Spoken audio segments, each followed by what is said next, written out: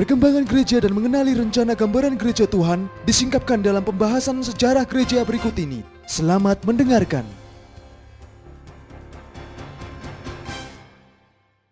Jadi kita akan soroti bukan hanya sejarah gereja secara umum. Saya nggak menukik tajam, saya akan menukik tajam langsung ke gereja rumahnya, karena ini urutan-urutan nanti meskipun menyinggung secara umum, tetapi arahnya jelas ke arah gereja rumah gitu. Nah, gereja Perjanjian Baru adalah gereja yang berkembang gitu. Dr. Alan Kreider itu peneliti gereja yang canggih, saya kira. Dia mengatakan bahwa pertumbuhan dan perkembangan gereja ini terus-menerus terjadi selama kurun waktu yang panjang. Jadi secara ilmiah, secara data di lapangan menunjukkan terus satu pembengkakan jumlah dari institusi rohani yang namanya gereja. Ada satu semacam koloni rohani yang terus beranak pinak tak terkendali gitu. Koloni rohani ini berawal dari satu benih saja yang namanya Yesus Kristus. Dia beranak pinak menjadi sebuah koloni yang sampai bisa mewarnai sebuah masyarakat. Kaget banget tuh masyarakat tuh dengan munculnya koloni dan kecepatan yang tinggi. Nah, sebuah surat rasuli dari Diogenetus itu ditulis menjelang akhir abad kedua, kira-kira tahun 200-an sekian begitu, 200-an ya. Dia berkata bahwa setiap hari, gak bisa disangkali, sampai akhir abad kedua itu Kristen tetap bertambah terus.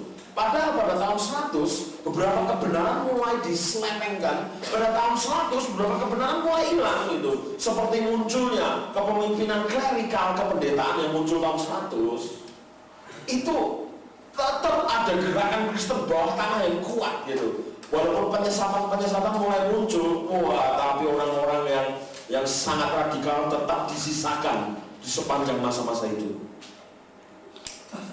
Pada pertengahan abad ketiga, kira-kira tahun 250 sesudah Masehi, itu Origen, itu peneliti pertumbuhan gereja pada waktu itu, Origen mencatat orang-orang itu tetap berduyun-duyun menjadi percaya katanya. Itu kan sampai 250 tahun. Jesus Christ. Jadi waktu Yesus memulai pada 0 Masehi itu terus bergerak kecepatannya gereja.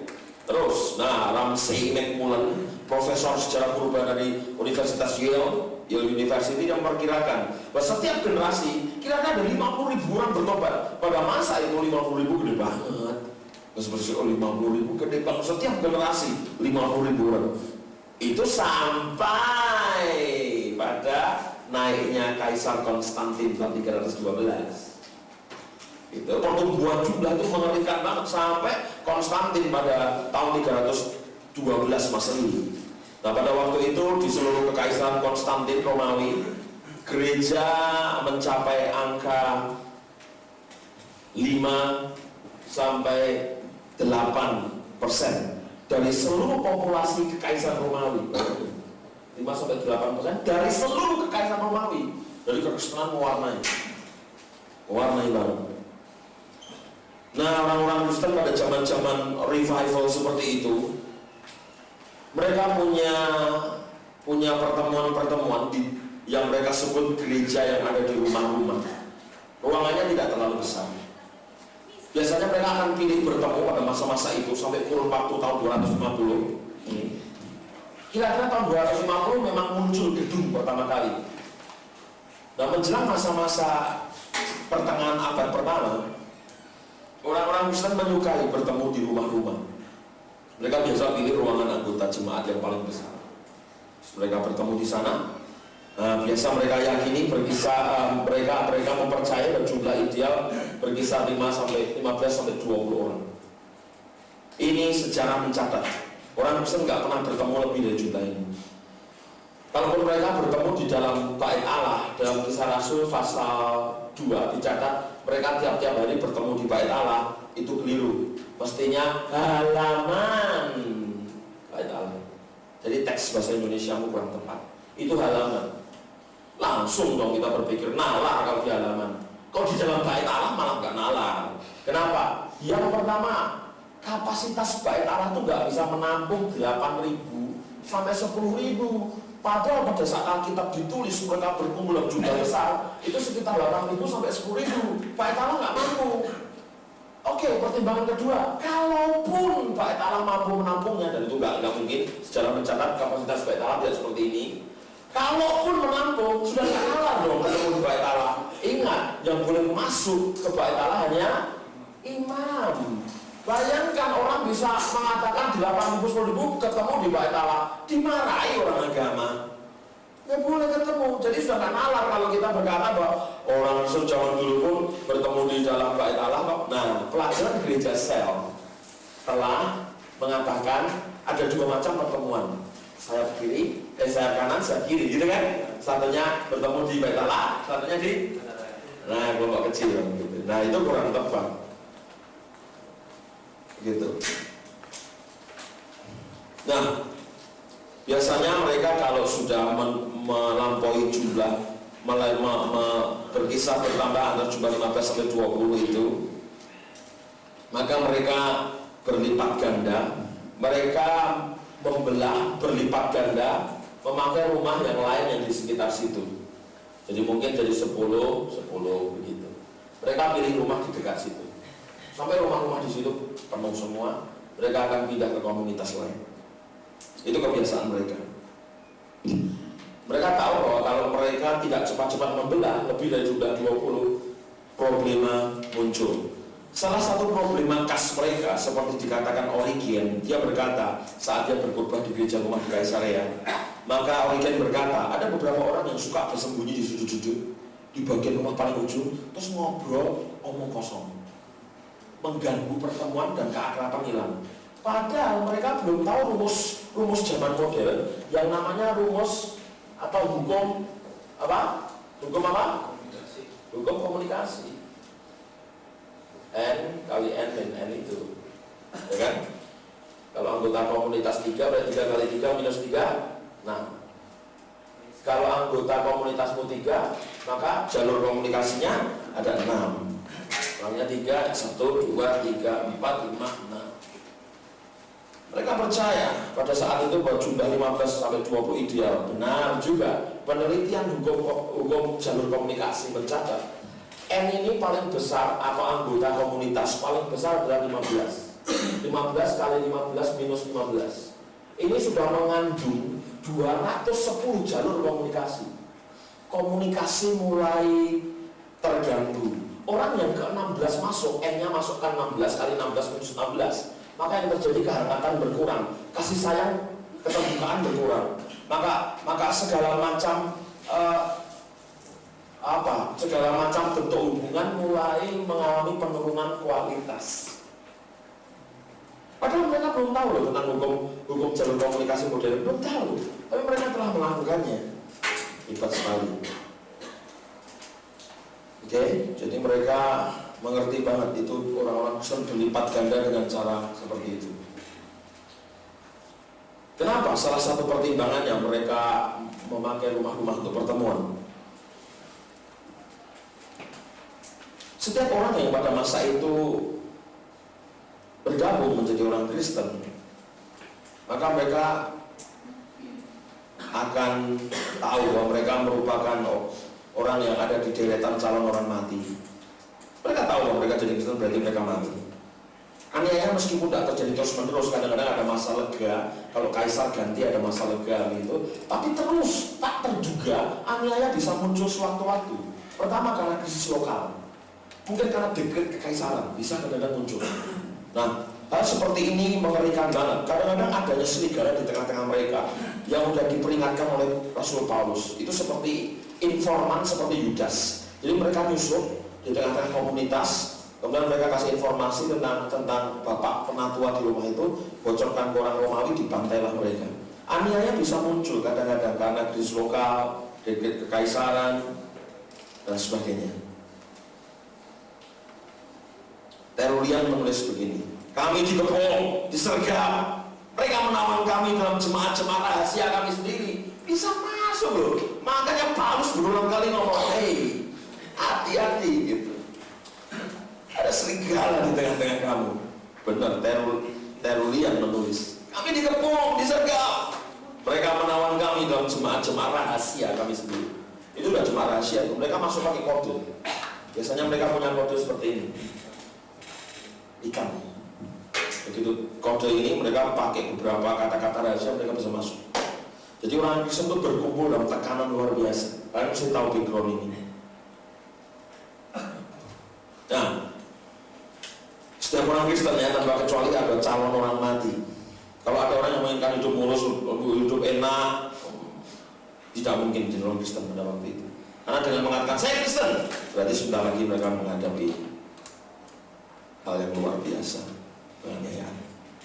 Biasanya orang-orang pada waktu itu mau menjadi Kristen itu karena mereka sadar akan visi yang jelas tentang masa depan, harapan yang kuat dan kembalinya Mesias. Itu saja, visi ke depan dan kembalinya Mesias. Itu yang membuat biasa mereka memberikan segalanya. Nah, hal yang mengherankan justru saat mereka mengatakan jadi Kristen dan siap mati, itu menimbulkan kekaguman. Sejarah mencatat itu karena aniaya merupakan bagian yang tidak terpisahkan. Ini teman-teman mesti lihat, aniaya yang merupakan bagian yang tidak terpisahkan dari hidup mereka akhirnya membentuk pola hidup bersama atau strukturnya terbentuk. Struktur gereja mereka khas karena dalam tekanan aniaya itu. Pemikiran mereka mulai khas, cara mereka bertindak khas banget karena keadaan seperti ini membuat kemungkinan timbul pemikiran dan struktur khas yang mereka miliki. Gitu.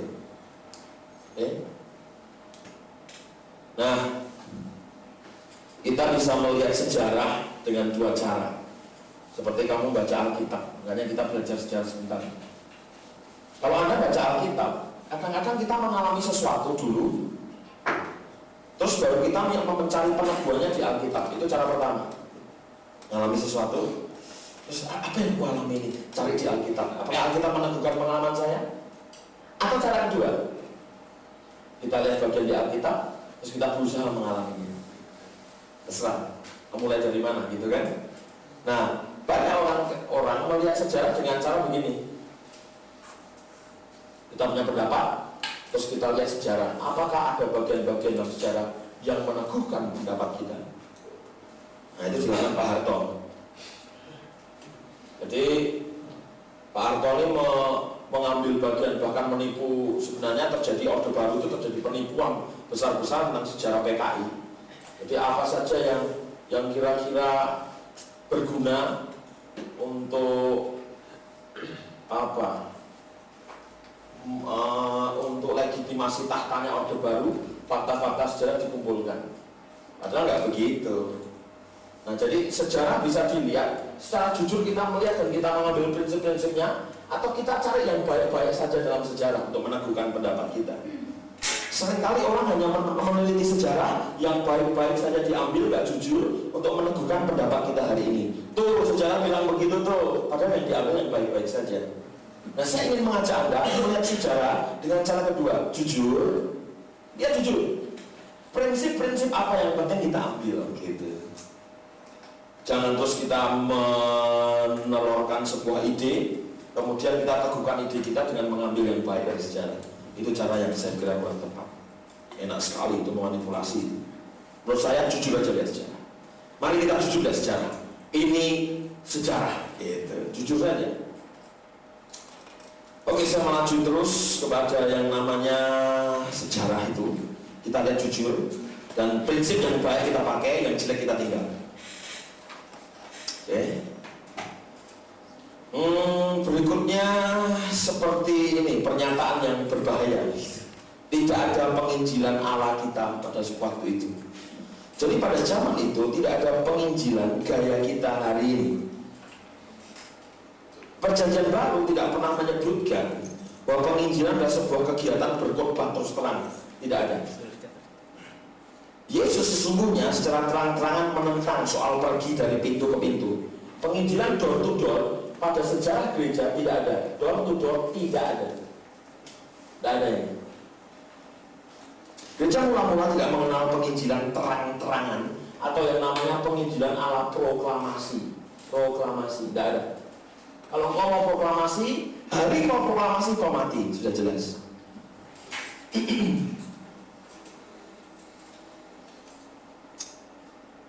Arthur Derby Knox, ahli sejarah gereja, dia berkata begini, sejarah gereja mula-mula mengatakan hanya sedikit khotbah-khotbah langsung pada kumpulan massa. Kalau ada, hanya sedikit. Arthur Derby Knox ngomong begitu.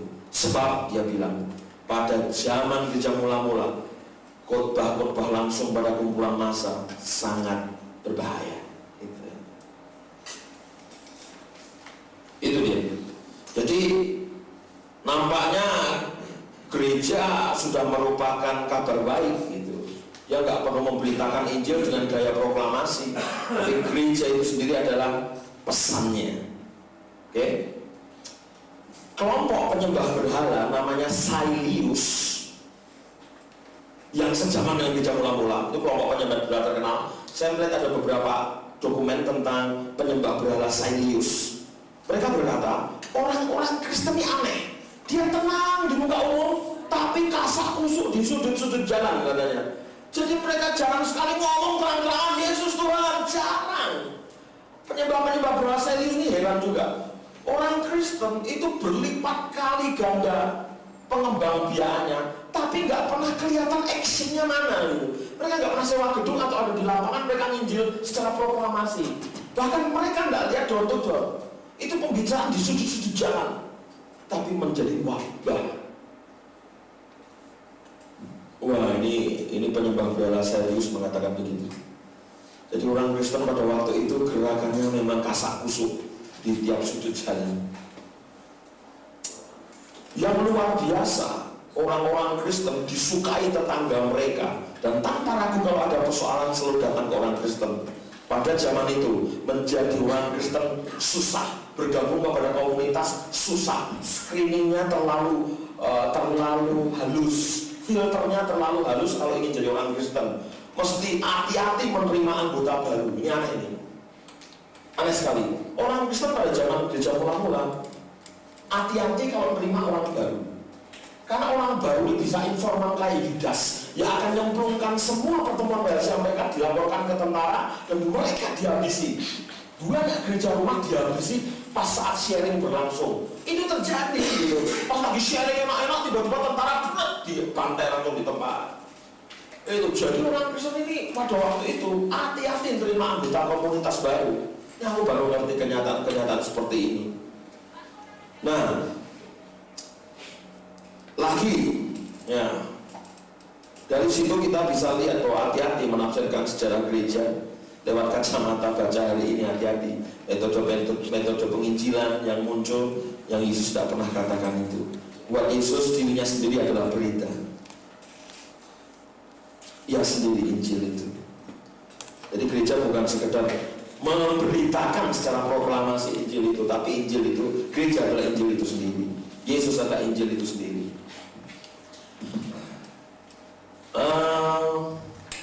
Apa yang dikerjakan orang Kristen mula-mula? Mereka tidak punya gaya hidup penginjilan seperti yang kita sering gembor-gemborkan. Gaya hidup penginjilan merujuk kepada metode-metode, tidak. Mereka wajar hidup sehari-hari. Mereka wajar saja, karena kehidupan mereka sangat menarik. Mereka wajar dalam kehidupan sehari-hari mereka. Mereka siap kapanpun mereka menjadi berkat. Implikasi-implikasi mereka dalam kehidupan sangat nyata. Mereka disukai semua orang. Nah, jadi pada waktu itu tidak ada penginjilan model door-to-door serang langsung kayak saksi Yehova, atau tidak ada penginjilan model proklamasi. Ya. Ini memberikan gambaran, maksudnya semua ini untuk jadi PR pemikiran kita. Kenapa mereka nggak ada begini, nggak ada begini, kok hebat gitu? Maksud saya begitu, kok perkembangannya dahsyat? Kenapa? Kenapa? Itu aja. Saya ingin lemparkan pertanyaan itu. Kenapa pada tahun 100 seluruh dunia pernah dirambah oleh Injil? Kenyataan berikutnya, sejarah juga membuktikan tidak ada misi. Loh, ini aneh ini. Gimana? Tidak ada misi seperti yang kita lakukan hari ini. George Kretschmar, ahli sejarah pada zamannya, dia menunjukkan, George Kretschmar, bahwa pengerahan iman tidak pernah terjadi secara institusional. Pengorganisasian jemaat bagi misi itu. Tahun ini yang berangkat si A, si B, si C, kami danai, berangkat. Tidak ada kayak begitu. Mengorganisasikan gerakan misi, tidak ada. Waduh. Jadi gimana ini? Mereka tetap berkata, gereja itu sendiri adalah misi. Gereja tidak pernah mengutus utusan misi, karena gereja itu sendiri adalah misi, gitu. Wah, Vescovar, seorang pakar Dominika, dia berkata, masyarakat Kristen tidak pernah berdoa untuk pertobatan bagi para penyembah berhala. Vescovar ngomong begini, seringkali orang Kristen berdoa untuk kemakmuran, kedamaian masyarakat. Mereka nggak, nah ini kata-kata dia, mereka tidak pernah melakukan pengerahan atau pengorganisasian bagi misi. Setiap ada orang Kristen, dia bilang mesti ada kemakmuran. Setiap orang Kristen ada kedamaian. Dia bilang begitu. Terus ini, ada seorang yang namanya Norbert Brown, dia berkata begini dalam sejarah. Pada gereja mula-mula, mereka, orang-orang gereja mula-mula absen pemikiran atau pembicaraan tentang misi, absen. Mereka nggak pernah bicara itu sebagai misi, sebagai organisasi. Tiba-tiba muncul begini, perjalanan misi Rasul Paulus. Akhirnya diterangkan ini, karena kata misi di sini itu muncul tidak karena Paulus. Paulus tidak pernah mengatakan perjalanannya adalah perjalanan misi. Tidak pernah. Coba tangkap baik-baik. Rasul Paulus tidak pernah mengatakan bahwa perjalanannya adalah perjalanan misi. Rasul Paulus kaget juga mungkin kalau masih hidup, karena yang menyebutkan misi ini orang yang menulis perjalanan Paulus berabad-abad setelah Paulus mati, baru di peta perjalanannya, peta perjalanan misi Mediterania itu menulis kata misi baru dimasukkan. Tahu tidak? Berikutnya terjemahan Alkitab setelah itu baru memakai kata misi.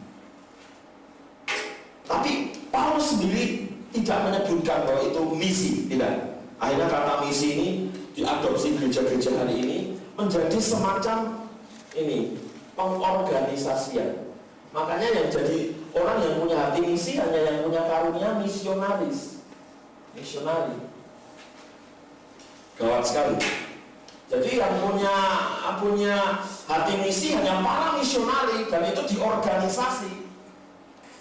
Gereja mula-mula mengerti bahwa tiap orang Kristen waktu gabung jadi Kristen semua misionari.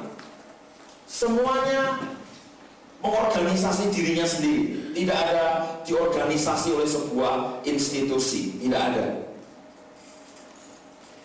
Oke?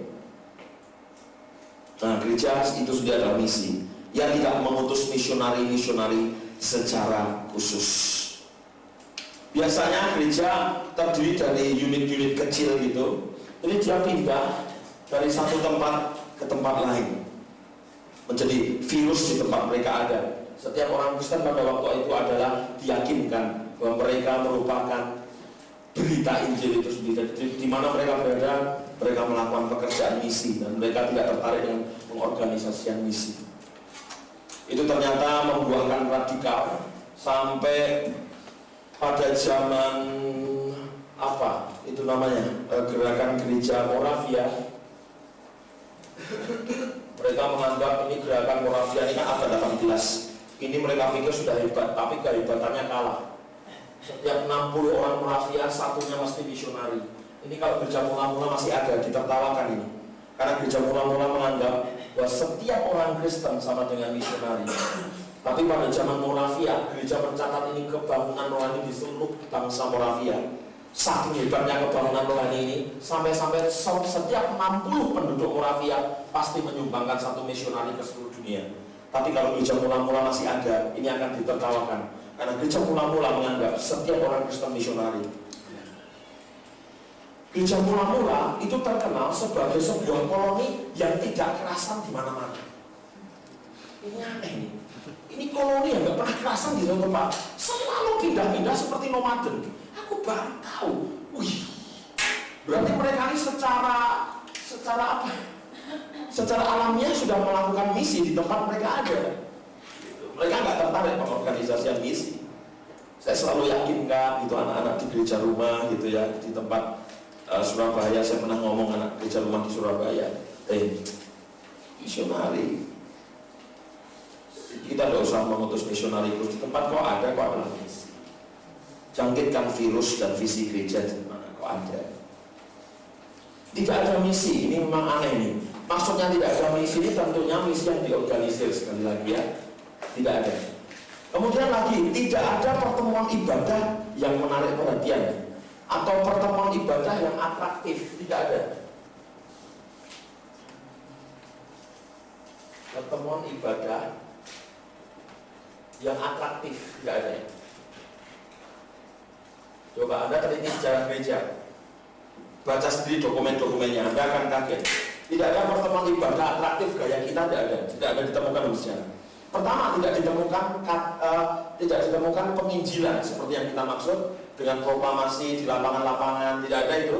Tapi hasilnya dahsyat, aneh. Kita punya lapangan-lapangan, hotel-hotel kita pakai untuk khotbah, kita pakai stadion berkhotbah, tapi hasilnya nggak sedahsyat gereja mula-mula. Mereka nggak punya proklamasi, mereka nggak punya door to door, mereka cuma kasih busuk di sudut jalan. Kenapa hebat? Itu aneh. Nanti kita mau lihat. Mereka tidak punya misi. Tapi seluruh Asia kecil dimenangkan. Gereja Efesus disentuh Rasul Paulus 2 tahun toh. Seluruh Asia kecil dimenangkan. Mendengar nama Yesus. Aneh banget. Tidak ada misi. Tapi dalam 2 tahun Efesus menjadi gereja yang disegani, nyaris mendekati sempurna. Sejarah mengatakan bahwa gerakan misi ya, ini tidak diorganisir pada waktu itu, karena setiap orang sadar saya adalah berita itu sendiri. Di mana saya ada, saya misi itu sendiri. Kami tidak berkumpul menetapkan siapa yang kami utus. Tidak, kami semua calon diutus gitu. Kami akan pergi ke tempat mana Tuhan suruh gitu. Jadi mentalnya udah ditanam sejak awal. Mental berikutnya, pada zaman itu tidak ada ibadah yang atraktif. Tidak ada. Sejarah tidak mencatat itu. Sekalipun sejak pertengahan abad pertama, gereja di Korintus masih terbuka bagi orang luar. Tetapi itu orang-orang kafir pada umumnya tidak diundang atau diterima di pertemuan Kristen. Ini ya aneh juga. Ingat tadi statement saya pertama, sampai pada tahun 250-an tadi, Kristen tetap bertambah terus kan? Ingat statement saya pertama, Kristen bertambah terus. Tetapi yang aneh gitu, ternyata mereka itu tidak mengundang atau menerima orang kafir. Apa yang terjadi di pertemuan komunitas-komunitas mereka yang disebut gereja rumah? Mereka tidak mengundang orang kafir. Meskipun gereja di Korintus dalam abad pertengahan masih terbuka dia. Setelah masa aniaya di bawah pemerintahan Nero di pertengahan abad pertama, sebagian gereja menutup pintu terhadap orang luar. Dalam pemerintahan Kaisar Nero abad pertengahan abad pertama, mereka mulai menutup pintu terhadap orang luar. Bahkan salah satu tugas para diaken waktu itu menjadi semacam tukang pukul eklesiastikal. Itu tukang pukul eklesiastikal itu berdiri di depan tempat mereka berteman di gua, di hutan, di rumah-rumah yang tersembunyi. Ada yang namanya diaken. Tugasnya menyeleksi tiap orang yang masuk komunitas. Jadi mereka nggak kayak kita. Biarkan semua orang masuk gitu. Sudah yang mau komunitas yang nggak mau campur masuk semua gitu. Tidak. Tapi mereka punya yang namanya tukang pukul eklesiastikal. Itu elepikal apa ya? Mereka menyeleksi serigala itu. Sebuah dokumen dari abad keempat menerangkan hal-hal yang menyangkut fungsi para diaken dan mengiyakan memang serigala-serigala harus disortir oleh tukang pukul eklesiastikal, karena mereka menjadi informan yang berbahaya untuk menghabisi gereja di rumah-rumah. Gitu. Paulus telah memperingatkan dalam Galatia 2:4, saudara-saudara palsu telah menyusup di tengah-tengah kamu untuk memata-matai kebebasan yang telah kita peroleh dalam Kristus Yesus. Paulus pernah menulis surat itu. Ada orang yang memang memata-matai. Jadi hati-hati banget sama anggota komunitas baru begitu. Nah, ini ada baiknya, ada jeleknya. Makanya kita jujur dengan sejarah saja deh. Yang baik kita ambil. Terus pertemuan persekutuan orang-orang Kristen sama sekali, ya dengar, pada awal sejarah gereja, pertemuan Kristen tidak dimaksudkan menarik orang luar. Ini aneh. Kenapa gereja berkembang dahsyat, padahal mereka enggak dimaksudkan menarik orang luar? Bingung juga saudara, lihat dokumen seperti ini. Mereka nggak pernah punya kebaktian ibadah yang interaktif lebih menarik sebanyak mungkin orang. Ya. Bishop Cyprian dari Carthage pada pertengahan abad ketiga mengumpamakan gereja seperti kebun tertutup. Gereja itu kayak kebun tertutup. Bahkan ini si Bishop Cyprian ini dia mengambil ayat Kidung Agung 4 ayat 12 gitu. Bahwa inilah gereja kondisinya digambarkan pada masa itu. Tahu nggak? Pada zaman itu, pada zaman gereja mula-mula, itu para katekismus. Nah, ini konsep katekismus. Ini adalah orang yang sedang belajar mau jadi Kristen, tapi dibimbing secara alkitabiah. Ini kan sudah hampir jadi Kristen ini, katekismus. Golongan katekismus, golongan orang-orang yang belajar gitu. Tahu nggak apa yang dilakukan oleh komunitas-komunitas gereja rumah pada zaman itu? Dengan tegas para instruktur katekismus yang mengajari orang tentang Alkitab, para instrukturnya dengan tegas menyuruh mereka meninggalkan ruangan sebelum ritual-ritual rahasia dilakukan, gitu. Seperti berdoa, berjamuan suci bareng, sampai kayak gitu pada waktu itu lah, dalam tekanan ya, sangat hati-hati. Nah, ini kritikan sekaligus masukan sejarah buat orang Kristen gereja mula-mula. Celsus mengatakan begini, ini ahli sejarah, dia mengatakan begini. Ini kritik dalam gereja mula-mula. Gereja mula-mula benar-benar menyerupai masyarakat rahasia. Gitu. Bisa bayangin nggak? Celsus ngomong gitu nih. Gereja mula-mula memang berpenampilan seperti masyarakat rahasia gitu. Jadi, mencengangkan sekali itu. Tidak pernah disebutkan dalam Alkitab. Contoh menunjukkan pada saya dalam Perjanjian Baru atau dalam sejarah, ibadah penyembahan merupakan alasan berkumpulnya orang Kristen. Perjanjian Baru tidak pernah menyebutkan ibadah penyembahan yang atraktif. Itu ada, bahkan ditujukan untuk menarik orang-orang Kristen berkumpul. Tidak. Mereka berkata, penyembahan adalah bagian dari gaya hidup kami. Penyembahan berarti adalah ketaatan dan pengorbanan. Nah, kadang-kadang mereka menyanyi, tetapi menyanyi terjadi karena keseluruhan hidup mereka memang menyembah. Nyanyian hanya salah satu dari bagian hidup pengorbanan dan ketaatan mereka. Itu prinsipnya. Mereka tidak merasa kalau nyanyi di gedung baru rasanya beribadah. Tidak. Mereka percaya bahwa penyembahan berarti ini gereja mula-mula pasti mengatakan ini dimanapun. Bagi kami penyembahan adalah dari hidup ketaatan dan pengorbanan. Kalaupun kami nyanyi, mereka bilang, nyanyian hanyalah bagian dari seluruh kehidupan penyembahan kami.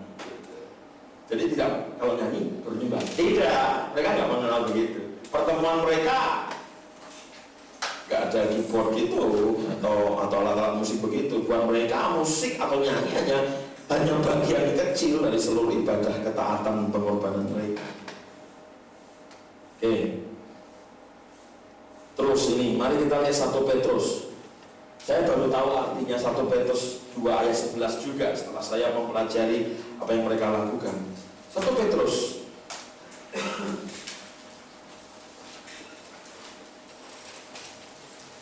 1 Petrus pasal yang kedua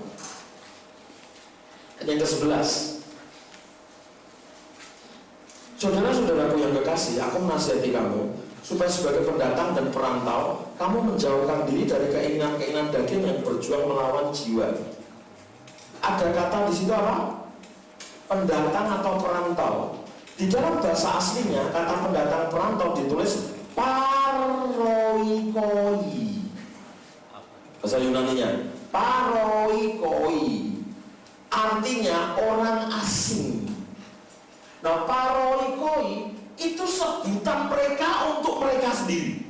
Paroikoi, arti lain paroikoi menurut mereka si makhluk asing di sebelah rumah. Semacam alien mereka menyebut diri mereka sendiri. Buat mereka, itu julukan buat mereka yang paling pas, paroikoi. Sampai-sampai suratan Petrus menyebutkan julukan itu. Paroikoi lebih merupakan julukan orang asing atau makhluk asing di sebelah rumah. Pemahaman tentang diri mereka sendiri adalah, ini catat nih, ingat-ingat nih, ini pemahaman tentang diri mereka sendiri ya. Mereka bukanlah penduduk menetap. Mereka bukanlah masyarakat yang memiliki hak dan kewajiban, melainkan mereka mengakui diri mereka sebagai sebuah koloni makhluk asing. Bisa tinggal di mana saja, tapi tidak pernah menetap dalam waktu lama. Aneh kan komunitas-komunitas gereja ini pada waktu itu. Dan begini ya mereka ini. Bahkan terkesan mereka tidak kerasan dimanapun setelah mereka menjangkitkan virus.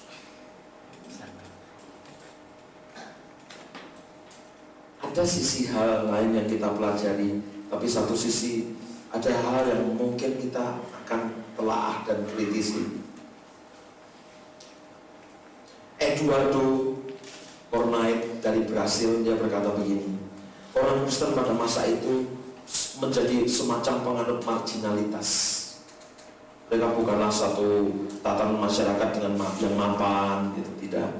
Tapi mereka penuh rahasia dan misteri. Terus,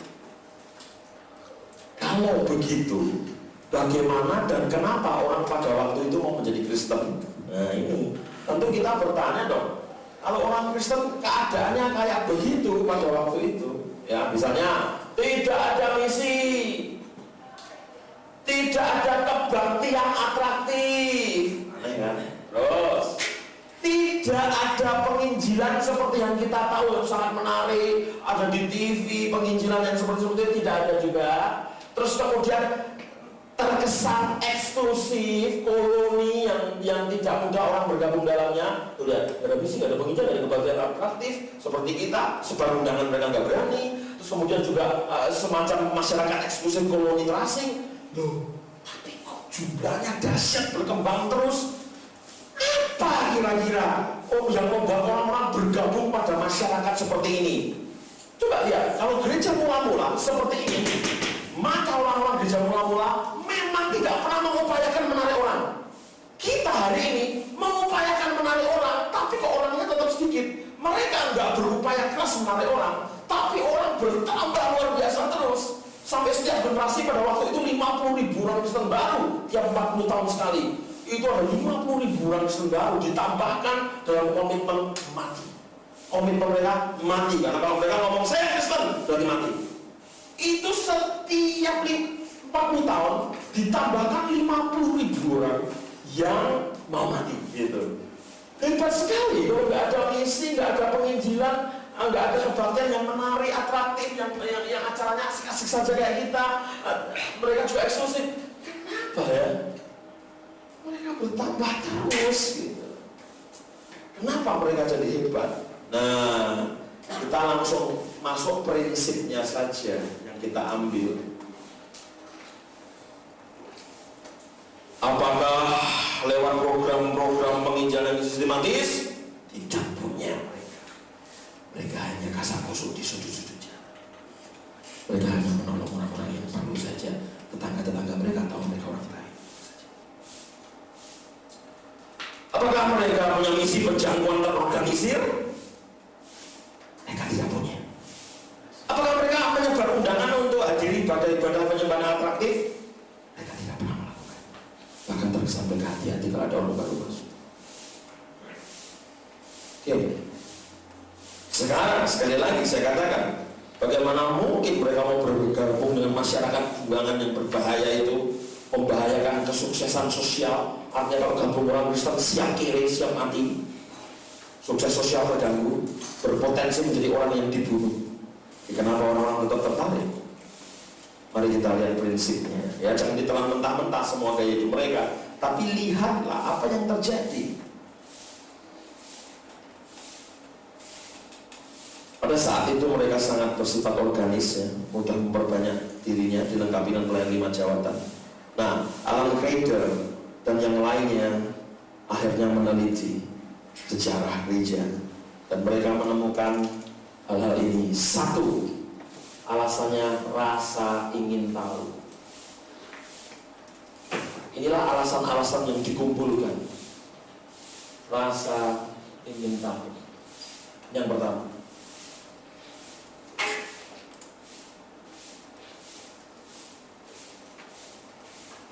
kebanyakan gereja zaman sekarang berusaha kelihatan menarik bagi dunia, menyambut pendatang baru dengan kartu-kartu ucapan selamat datang yang manis, seperti punya Els. Manis, ayo. Terus mengatakan, kamu disambut di sini loh, kamu bukan orang asing, kamu keluarga sendiri. Gitu misalnya. Ya nggak cuma asal suami semua kamu gitu kan? Kalian bukan orang asing, kalian keluarga sendiri. Kok berusaha menjilat dan manipulasi orang dan orang perasaan ya gitu. Ya, tujuan utamanya untuk mendapatkan orang yang keluar masuk ke dalam. Kita berusaha memberikan sekedar hal-hal yang mencoba memanipulasi jiwa mereka. Nah, gereja mula-mula bekerja dengan dinamika yang sangat berbeda. Salah satu dinamika itu, nah ini, gereja selalu menimbulkan rasa penasaran tak habis-habisnya. Inilah kelebihan gereja mula-mula, selalu menimbulkan rasa penasaran yang tidak ada habisnya.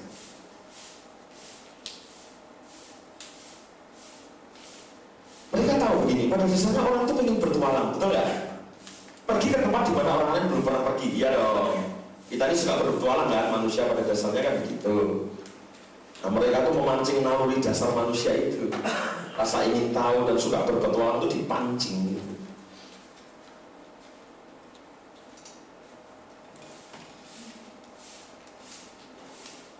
Apa naluri dasar manusia? Naluri dasar manusia sebenarnya adalah naluri untuk menjadi sebuah anggota kelompok atau keluarga atau kaum yang eksklusif. Rasanya kalau kita tercantum di dalam sebuah geng, itu naluri kita akan, ya, naluri dasar manusia kita akan dijawab. Untuk siapa, untuk apapun mereka akan bayar mahal harganya asal memberikan rasa tergabung, rasa bergabung dalam naluri kemanusiaannya itu ada. Jadi mereka selalu menimbulkan kepenasaran itu. Mari kita lihat dulu dari Yesus nih. Yesus itu memakai gaya komunikasi dualisme. Ini menunjukkan sejak zaman Yesus sudah mengajarkan ini. Dualisme dalam gaya komunikasinya. Yesus berkata begini, aku kalau sama orang banyak mengatakan segalanya dalam perumpamaan. Jadi untuk orang banyak komunikasinya lain. Kalau untuk orang banyak Yesus pakai perumpamaan. Tapi Yesus kalau untuk orang dalam lain. Yesus itu gaya komunikasinya gitu. Kalau untuk orang banyak, ia tidak mengatakan apapun kepada mereka tanpa memakai perumpamaan. Tapi kalau sama orang dalam, dia mengatakan segalanya yang dia harus katakan.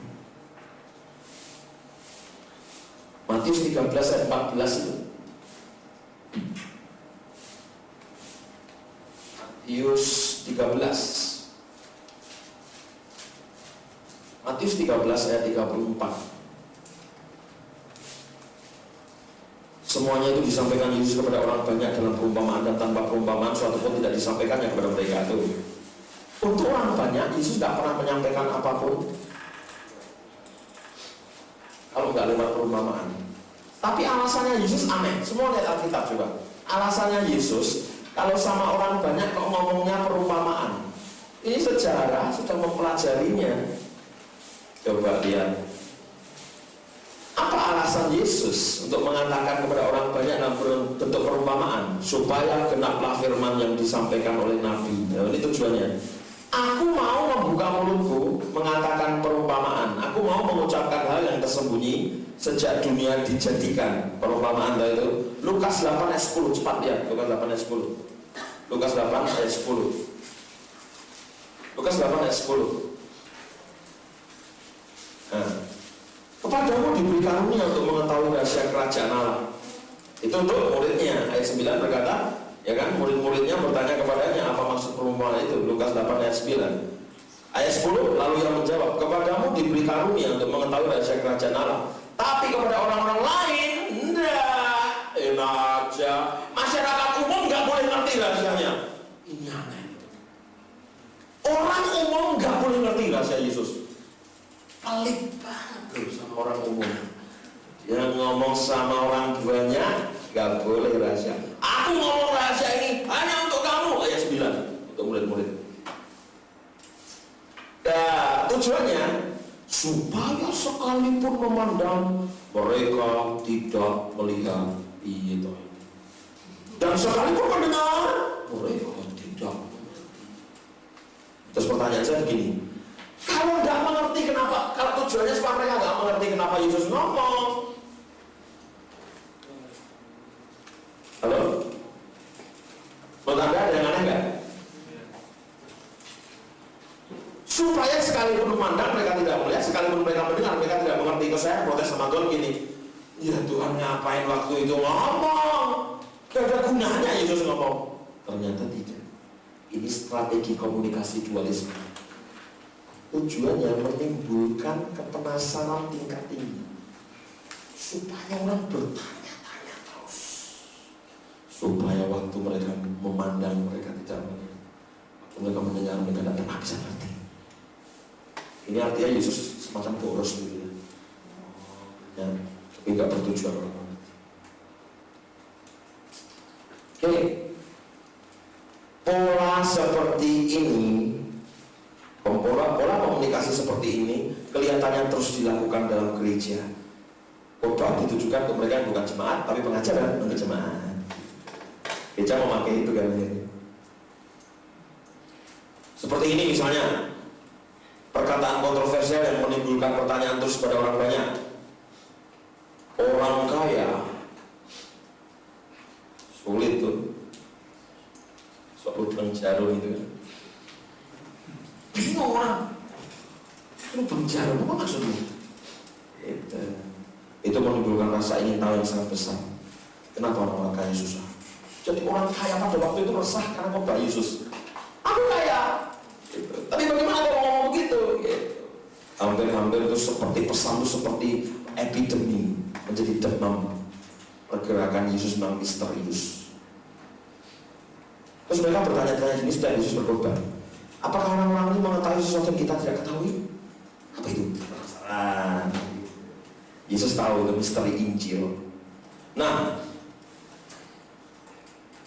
sekali lagi tidak mudah pada waktu itu orang masuk langsung diperhitungkan sebagai anggota gereja. Tidak mudah. Tapi pertama-tama yang Yesus lakukan adalah meningkatkan tingkat kepenasaran yang luar biasa. Seperti begini nih.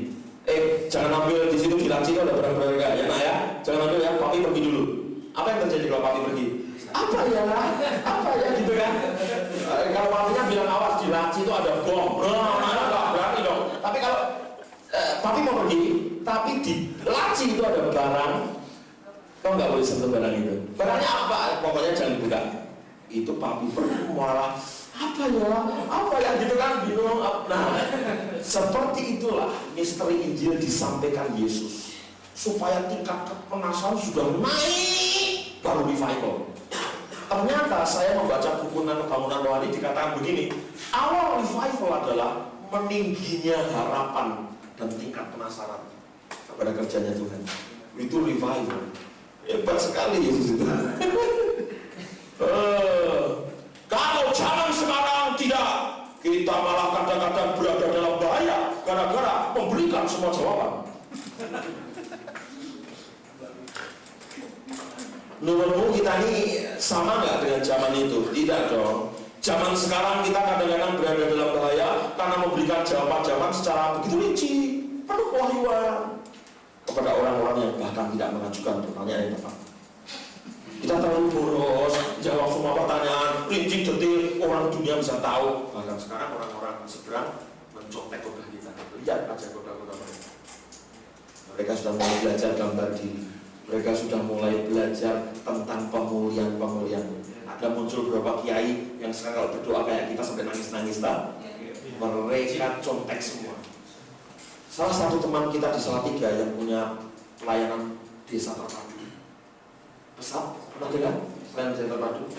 Orang-orang pesat berkata, benar-benar strategi pesat dicontek di seluruh Indonesia. Sekarang mereka hati-hati kalau memberitakan program. Yesus tahu sejak awal.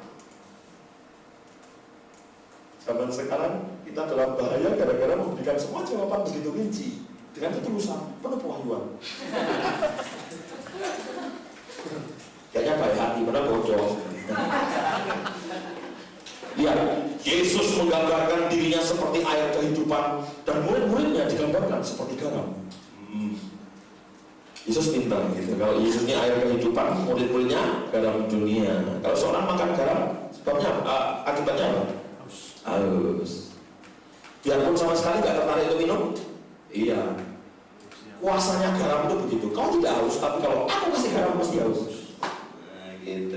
Pintar sekali kan? Kasih makan garam aja. Haus semua, gitu kan? Itu dia. Nah, yang kedua adalah ini.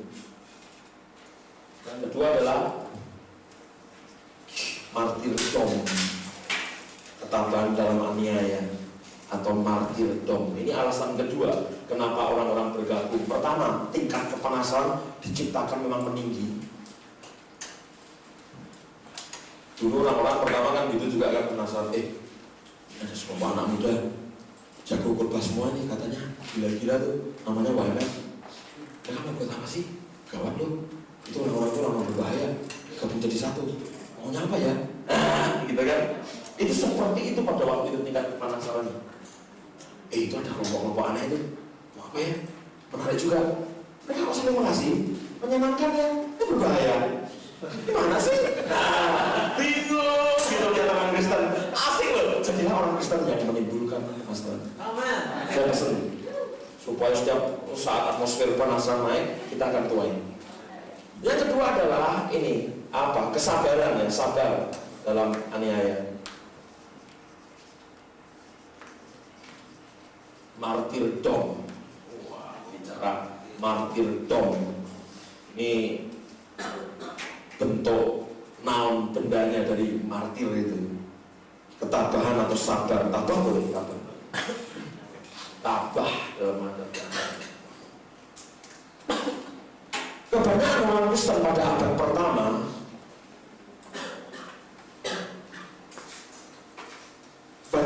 bukan orang Kristen, kebanyakan orang-orang pada abad pertama itu menaruh perhatian kepada orang Kristen pada saat mereka melihat orang Kristen dimakan singa atau didudukkan di kursi besi di atas tungku panas. Jadi sampai pantat mereka ini leleh. Pantatnya leleh, punggungnya itu kursi dari besi tuangan itu dibakar sampai menyala, terus orang Kristen didudukkan sampai seluruh tubuh mereka leleh dengan api. Mereka dibakar hidup-hidup, dimakankan binatang buas. Nah, setiap kali mereka melihat orang-orang itu melihat orang Kristen seperti ini, mereka kagum. Itu yang terjadi. Kerendahan hati dan kesabaran itulah yang membuat mereka penasaran. Sukacita yang tidak pudar-pudar menanggung segala macam siksaan tidak bisa diterangkan secara medis. Orang-orang pada waktu itu bingung, secara medis tidak bisa diterangkan kenapa mereka begitu tabah. Kenapa saat dibakar malah mereka bertahan dengan kesabaran dan ketabahan.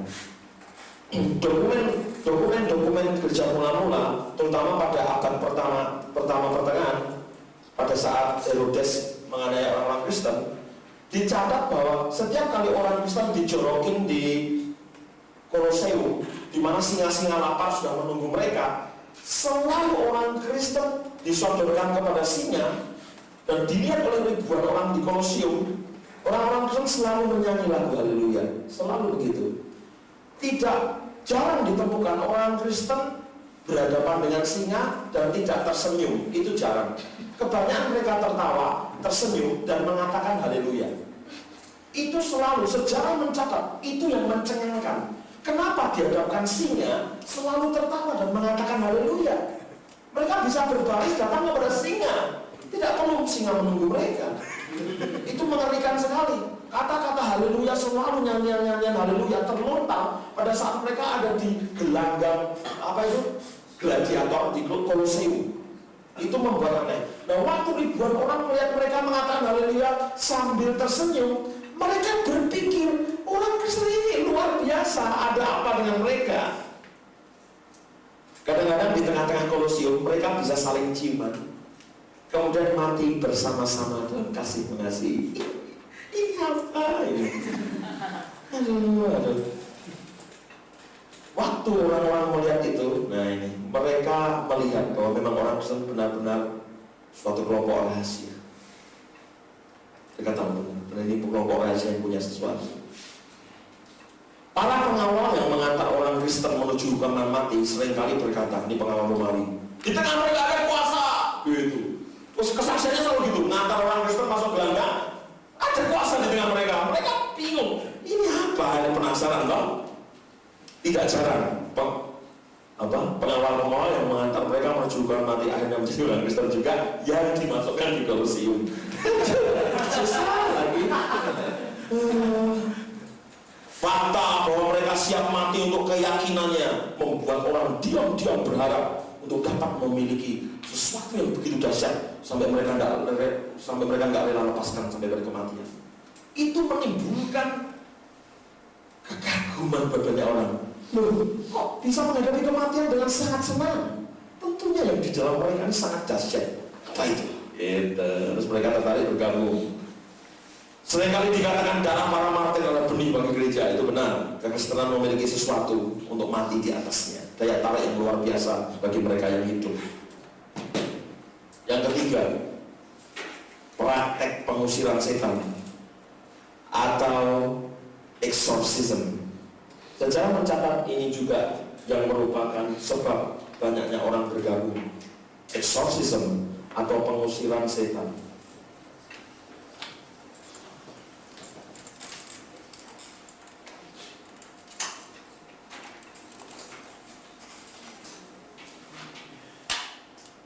Waktu Yesus mengusir setan-setan seperti dalam Matius 10 ayat 8, para pengikutnya memperhatikan dengan seksama kemudian mengerjakannya.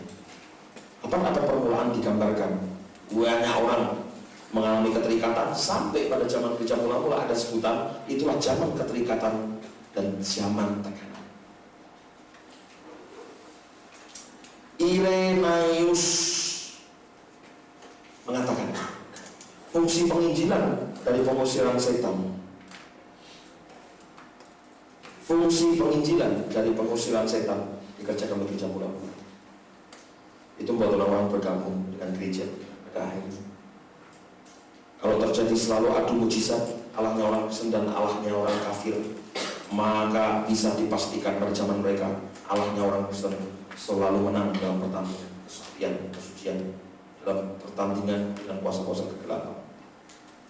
Nah akhirnya semua orang tahu, masyarakat pada waktu itu, bahwa obatnya orang Kristen lebih mujarab dibandingkan hal-hal lain. Rohaniawan Justin dari Roma yang menulis pada tahun 150 Masehi, dia gambarkan orang-orang Kristen menolong orang lain mengusir setan dengan cara yang nyaris sistematis. Wah. Rohaniawan Justin dari Roma menyimpulkan orang Kristen selalu mengusir setan dalam 4 area pada zaman gereja mula-mula. 1. Hubungan seks yang terlarang. Itu selalu mereka mengusir setan-setan, terutama roh kenajisan, hubungan seks yang terlarang. Yang kedua, Rohaniawan Justin mengatakan orang-orang Kristen biasanya melakukan pengusiran setan pada area magic, ilmu rahasia atau okultisme. Yang ketiga, 4 area dalam pengusiran setan yang dilakukan gereja mula-mula adalah kemaruk harta. Bukan setan. Ini maksudnya kesejahteraan material demi keuntungan pribadi, pengejaran seluruh harta dan kekayaan dengan cara-cara ilegal. Yang ketiga, orang-orang Kristen biasanya mengusir setan-setan yang mewujud dalam bentuk kekerasan xenofobia, di mana kalau ada orang asing, bunuh. Ini menggejala di masyarakat gereja mula-mula pada waktu itu. Orang-orang dunia kafir pada waktu itu menderita semacam xenofobia. Ini terjadi dalam satu periode xenofobia ini, di mana kalau lihat orang asing curiga, tetangganya mencurigakan gitu, bunuh gitu. Xenofobia itu sampai disimpulkan oleh masyarakat pada waktu itu penyebab xenofobia ada setan, dan obatnya satu, temui gereja gitu. Oh, dikit-dikit xenofobia gereja gitu. Jadi isu meluas, xenofobia gereja. Jadi orang-orang tertarik semua xenofobia hanya karena gereja gitu. Waduh, itu Garut kan. Nah, saya mau katakan kepada saudara bahwa orang-orang Kristen pada waktu itu sangat disegani karena hal seperti ini. Yang keempat, mereka telah menemukan jalan.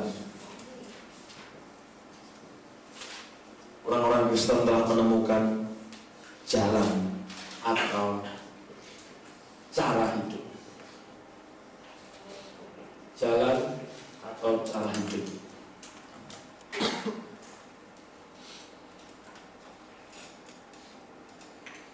Mereka bukan saja menemukan alasan dan cara untuk mati, tapi mereka juga tahu mereka menemukan cara hidup. Sebenarnya orang Kristen, waktu sebelum disebut orang Kristen, mereka disebut pengikut ajaran jalan. Pengikut ajaran jalan. Terkenal. Ini sebelum ada penyebutan kata Kristen. Kata Kristen itu bukan istilah rohani. Ini sebutan orang kafir kepada masyarakat Yesus waktu itu. Disebut Kristen. Tapi sebelum kata Kristen jadi ngetren, mereka disebut pengikut ajaran jalan. Ini geng namanya jalan. Itu orang-orang the way gitu. Itu orang jalan gitu. Itu gengnya orang, itu orang jalan.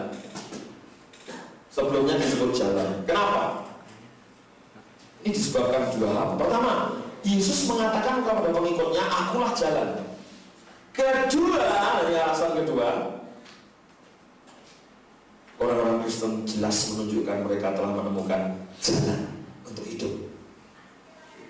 Jadi orang-orang Kristen ini berbisik kepada orang kafir di sudut-sudut jalan. Aku telah menemukan jalan untuk hidup. Itu. Nah, ini kan menimbulkan rasa kagum di tengah masyarakat yang mereka dimana mereka menyadari bahwa mereka melakukan jalan yang salah, cara hidup yang salah. Tiba-tiba orang Kristen berbisik, aku telah menemukan cara hidup. Masa sih? Iya. Gitu. Dialog singkat. Jadi itu menunjukkan rasa kagum. Masa sih? Ngicitin mereka. Sebagai tambahan ini, orang-orang Kristen mempunyai gaya hidup komunal berkelompok. Ya.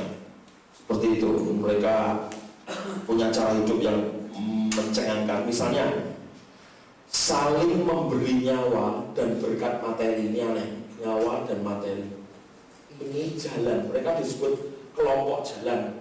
Karena mereka telah menemukan jalan hidup yang benar. Dan salah satu jalan atau cara hidup mereka memberi nyawa dan materi. Itu aneh. Kemudian cara hidup mereka lagi yang membuat orang tercengang.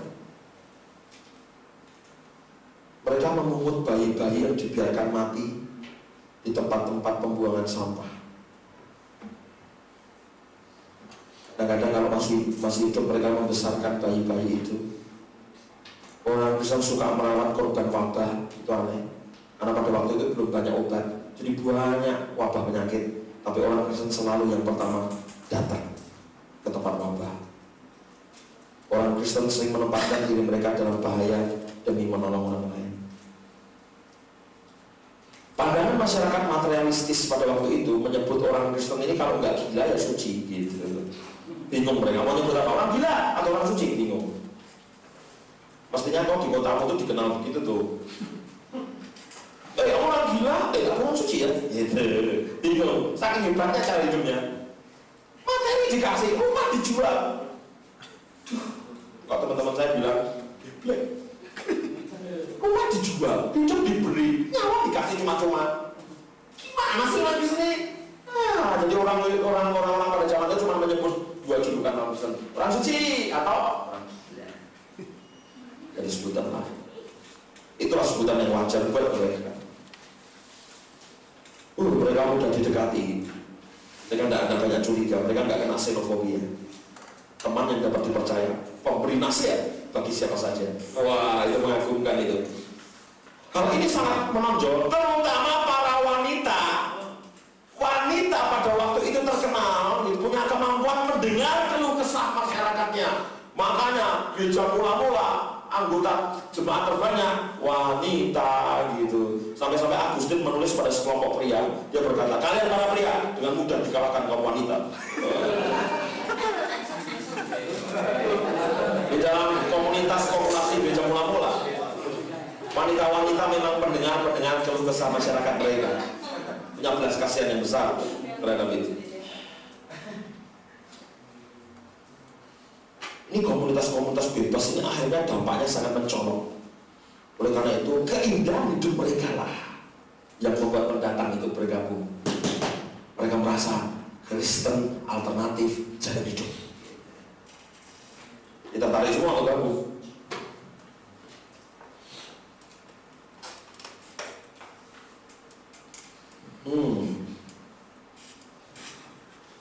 Ini jugalah penyebab kenapa para pemimpin di masa awal gereja memberi banyak perhatian kepada usaha-usaha mempertahankan kualitas persekutuan, mempertahankan kasih, mempertahankan hubungan satu sama lain. Gitu, teman-teman.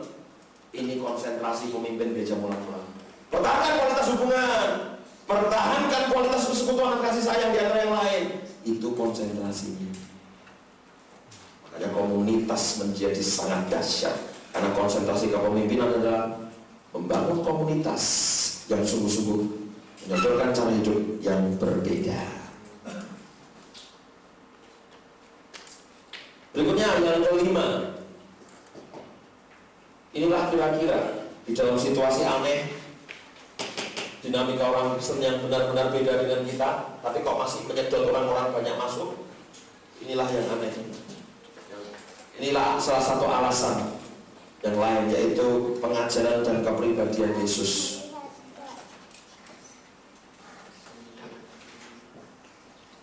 Pengajaran dan kepribadian Yesus.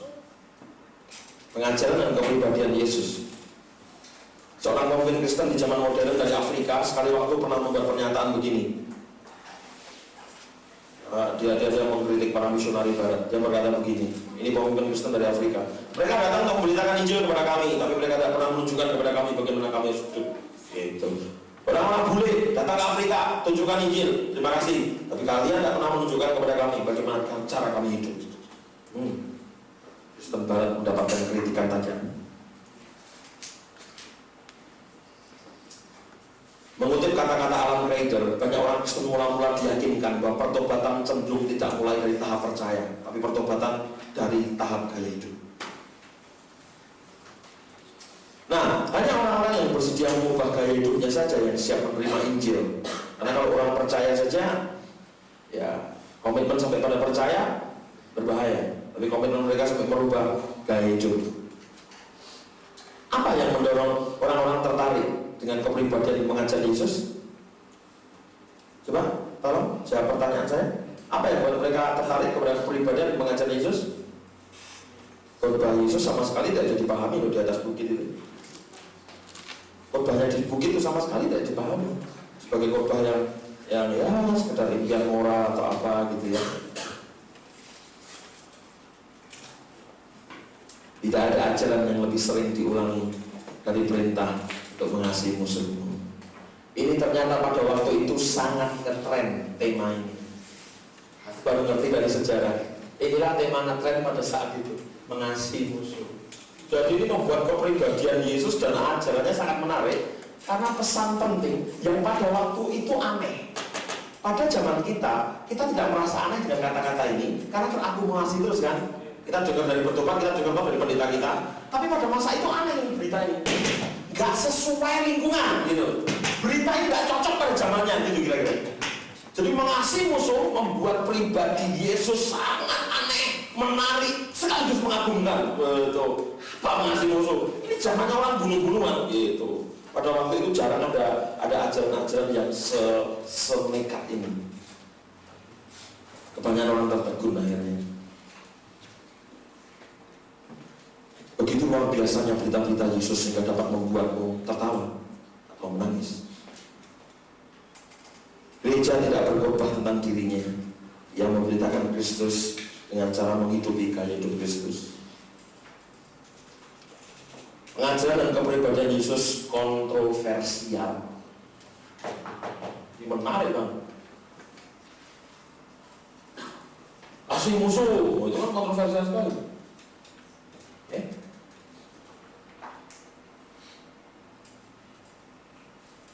Sekarang lihat ke sini semua. Aku mau memberikan sedikit konklusi sebelum aku lanjutkan.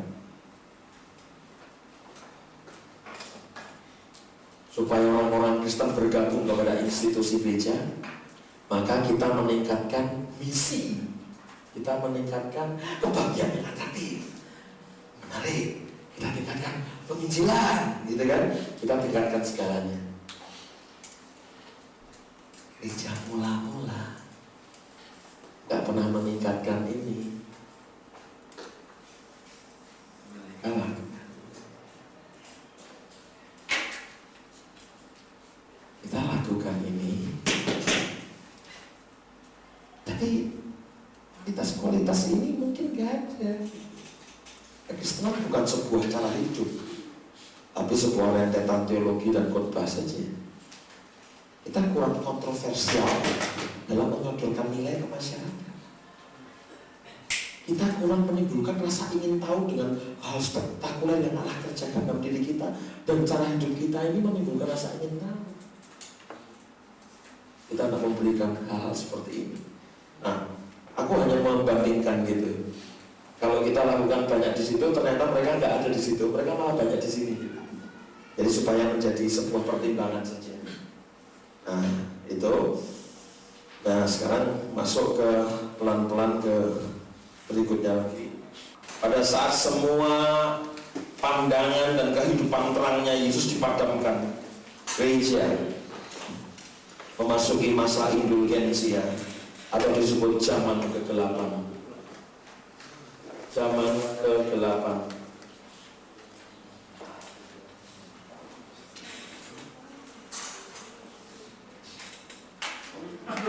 Yesus mengatakan dia terang dunia, makanya kalau memadamkan atau menghentikan kebenaran Yesus itu seperti memadamkan cahaya. Gereja telah melakukan kecelakaan eklesiologis. Apa arti akar kata gereja apa sih? Eklesia. Makanya diserongkannya sejarah gereja menuju kepada kegelapan, zaman kegelapan, disebut kecelakaan eklesiologis. Menangislah orang-orang yang masih tulus pada zaman itu. Itu dimulai sebenarnya penentangan pada tahun 100 terhadap pengajaran rasul-rasul pada zaman-zaman setelah Kristus. Sekali lagi mereka tanpa Alkitab, jadi mereka mendengar banyak dari ajaran rasul-rasul. Tapi sekitar tahun 100 ada penentangan kepada ajaran rasul-rasul. Paling tidak dibuktikan surat dari Clement 2 kali. Ini penentangan dimulai.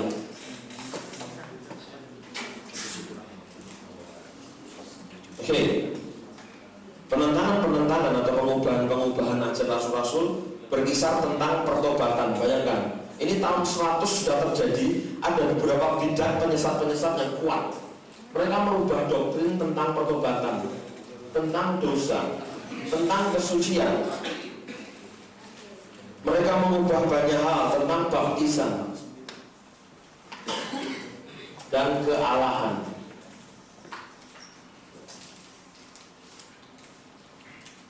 Penentangan terhadap pengajaran rasul mula-mula ditentang dari sisi ini, yaitu dihujani, disikat banyak dari pertobatan, dosa, kesucian, baptisan, kealahan, dihabisi semua di sini. mulai jadi aneh-aneh.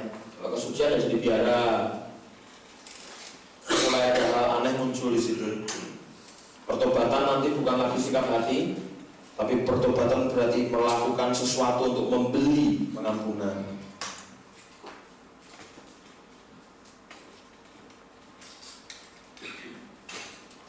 Salah satu hal yang paling kuat pada sekitar tahun 100 penentangan terhadap pengajaran Rasul-Rasul adalah penentangan terhadap prinsip keimamatan orang percaya. Keimamatan orang percaya ini benar-benar ditentang, dilawan oleh sekelompok orang yang menamakan diri kelompok Nikolaus, dan mereka sering disebut sebagai Nikolaitan. Sumber kelompok Nikolaitan tentunya sumber pengajarannya dari pemimpin kelompok, namanya Nikolaus. Nikolaus merupakan salah satu diaken dari 7 diaken yang diangkat oleh rasul-rasul pertama untuk membagikan, untuk men-tackle tugas kerasulan, membagikan pemberian-pemberian kepada janda-janda, kepada orang-orang miskin pada waktu itu. Diangkatlah 7 diaken. Salah satu 7 diaken di situ namanya Filipus, tapi juga nama yang muncul adalah Nikolaus. Spidolnya mana ya? Sedang diambil kok. Oke. Nikolaus. Nah, akhirnya Nikolaus ini terpengaruh oleh dualisme Yunani. Kemudian dia mengembangkan doktrin Nikolaus yang dihabisi benar-benar di Wahyu 2 ayat 6 dengan perkataan dibenci oleh Tuhan. Pengajaran Nikolaus dibenci oleh Tuhan karena pengajaran ini mengajarkan bagaimana munculnya pemimpin-pemimpin yang menguasai orang banyak. Nikau artinya menguasai.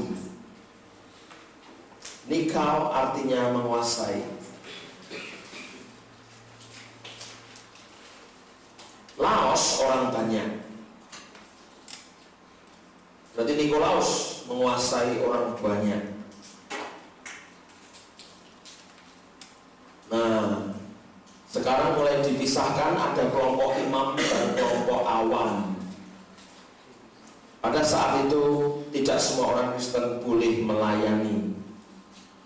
Padahal Tuhan berkata tentang keimamatan orang percaya, bahwa semua orang percaya imam. Kitab Wahyu berkata, kitalah kerajaan imam, semua imam. Tapi pada tahun 100 ditentang pengajaran rasul-rasul yang pertama. Akhirnya muncullah doktrin Nikolaus yang menceritakan kepada kita bahwa doktrin ini mengajarkan ada kasta dalam gereja, yaitu kasta imam dan kasta awam. Ini terbukti dalam 2 surat Klemen Roma pada tahun 100 Masehi. Paling tidak juga terbukti saat pemilihan bishop yang menjadi puncak kepemimpinan otoritas gereja lokal dalam surat-surat Ignatius dari Antioquia, Syria. Itu tahun 110 sampai 117. Terbukti mulai ada pengangkatan bishop. Ini orang suci gereja pada waktu itu sudah disebut bishop. Dan pada saat meroketnya bishop ini pada surat Klemen yang kedua pada tahun 110 sampai 117 Masehi, maka benar-benar penyerangan terhadap prinsip keimamatan orang percaya terjadi. Keimamatan orang percaya terjadi. Ini diserang pelajaran ini. Ternyata tidak semua orang Kristen boleh melayani. Gawat banget. Itu sudah terjadi pada tahun 100. Kemudian 2 kekuatan dahsyat kembali diperkenalkan dalam kekristenan. Ini menghantam, ini luar biasa sekali. Ini menghantam gereja mula-mula pada waktu itu. Namanya moralisme dan agama. Moralisme dikenalkan sebagai pola acuan tingkah laku, seperangkat hukum yang harus dijalani. Wah, ngeri banget ini. Moralisme ditetapkan oleh gereja. Hukum dibuat aturannya oleh manusia, oleh gereja pada waktu itu, perangkat hukum. Sedangkan soal agama, mereka mereka telah membuat hal yang mengerikan, semacam penyalipan diri sendiri untuk menangkal beberapa roh jahat. Jadi cara menangkal roh jahat dalam diri sendiri, mereka menyalipkan diri supaya roh jahatnya keluar. Itu dengan beberapa penyalaan lilin dan pemasangan dupa-dupa di pojok ruangan. Itu mulai dikenalkan di gereja. Menyedihkan banget.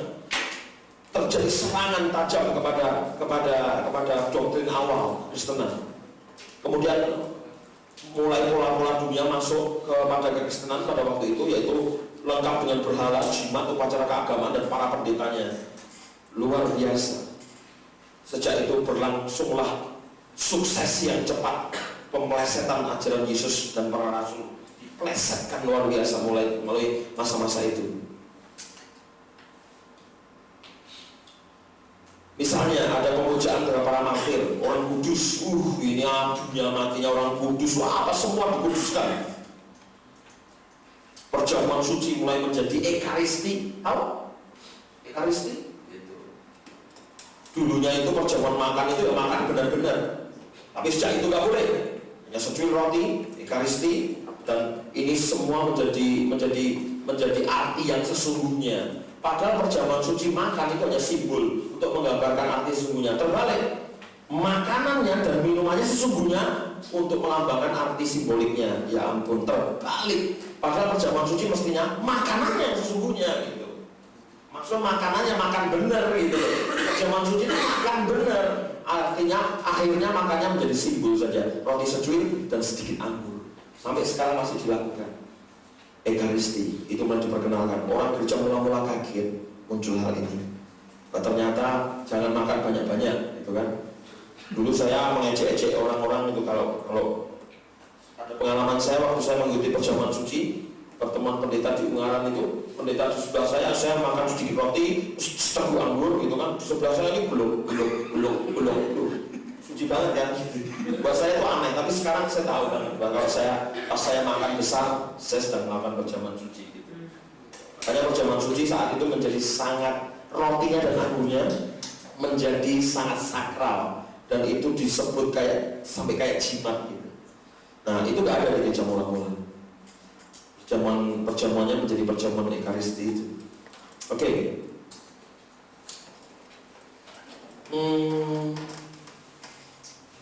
Berikutnya lagi, gereja nampaknya mulai menyerah untuk tekanan untuk mendapatkan rasa aman.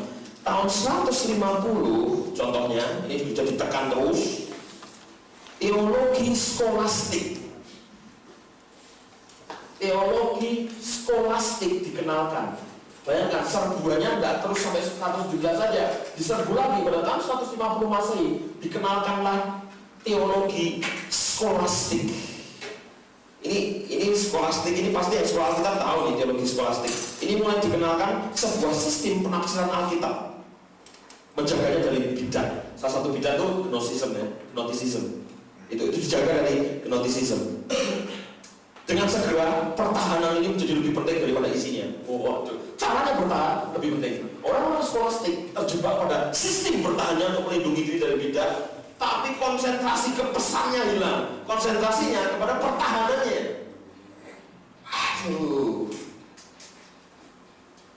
Nah, dalam waktu cepat muncullah banyak hal-hal yang aneh dari sistem pertahanan ini. Benar-benar untuk melindungi pesannya, mereka berkonsentrasi pada aksesorisnya. Pergerakan pertama karismatik seperti Montanisme, dia tahu ya sekolah kitab ya, Montanisme. Sejarah gereja menyebutkan itu banyak masalah, pengikutnya sulit dikendalikan. Wah, yang muncul kelompok-kelompok dalam pergerakan karismatik awal. Wih, itu luar biasa. Gereja melindungi dari gerakan karismatik yang nyeleneh ini. Montanisme, ini gerakan karismatik awal yang nyeleneh. Gereja marah, maka gereja memunculkan yang namanya credo atau dogma.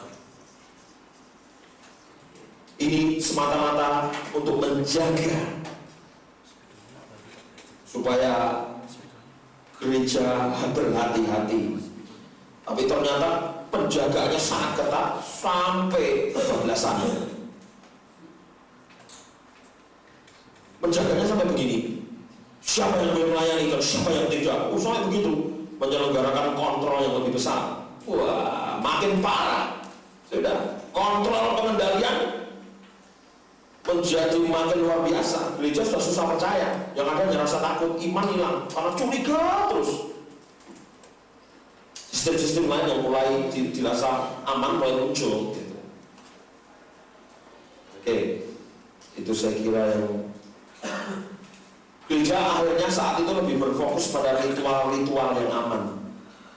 Itu saja. Dengan cara gereja jatuh kepada penjaga-penjaga teologi yang penuh semangat, bishop-bishop, raja-raja rohani mulai dibolehkan punya kekuatan. Bayangkan ya, waktu itu mereka punya tentara loh. Enggak taat, bunuh. Ih, pendeta masa itu kayak begitu loh. Itu raja-raja rohani itu punya tentara. Gimana bisa begitu ya? Iya. Untuk mengubah doktrin-doktrin, untuk memperkenalkan penafsiran-penafsiran pribadi yang subjektif. Ya, mereka dijaga. Sampai saking takutnya terjadi sesuatu, mereka sampai menjaga dengan tentara. Masih pada tahun itu sekitar 220, Origen memperkenalkan doktrin pembaptisan anak-anak di Alexandria. Nah, disitulah mulai terjadi penyesatan lebih parah lagi. Oke, berikutnya, babak berikutnya masuklah kepada profesionalitas gereja pada masa Konstantin. Konstantin bertobat menjadi kaisar 312. 312 Konstantin jadi raja dan terkenal mengeluarkan dekret Milan. Dekret Milan isinya semua orang Kristen, semua orang Romawi menjadi Kristen karena Kristen sudah dijadikan agama negara. Luar biasa itu. Jadi agama negara Konstantin. Orang-orang Kristen kan enak lega loh. Sekarang kita sudah dianiaya, kaisar kita, kaisar Romawi sudah jadi Kristen, asik. Keliru mereka. Meskipun mereka nggak dianiaya lagi, aniaya jenis baru masuk. Ya senang Konstantin jadi raja waktu itu. Tapi sejarah masih tidak berani memastikan apakah sejarah gereja karismatik, apakah Konstantin lahir baru. Itu dipertanyakan karena ulahnya seperti bukan Kristen. Jadi apa maksudnya? Mungkin mengandung makna politik pertobatan dia. Ya, tidak ada yang berani menghakimi. Sejarah tidak berani menghakimi Konstantin itu benar berlahir baru atau tidak. Tidak ada yang berani menghakimi. Tapi melihat buah-buahnya orang meragukan apakah benar-benar Konstantin bertobat. Karena Konstantin kaisar, maka dia memprofesionalisasikan gereja. Para pendeta diakui dan dilisensikan. Itu ada lisensinya. Mulai hari itu upacara pernikahan dilakukan oleh pendeta untuk pertama kalinya, tidak sembarangan. Pendeta yang ditunjuk disahkan oleh kaisar. Sejak hari itu kasta makin jelas bahwa tidak sembarang orang menghadap Allah, ini bahaya. Pada tahun 312 remuk sudah semuanya. Karena setiap orang nggak bisa menghadap Allah dengan bebas.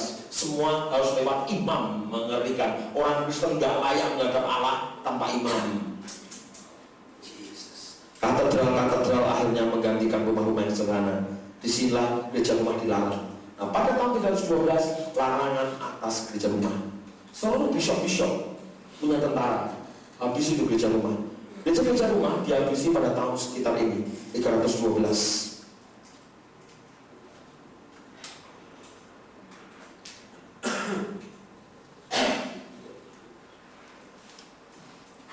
Pada saat itu negara maupun gereja keduanya terperangkap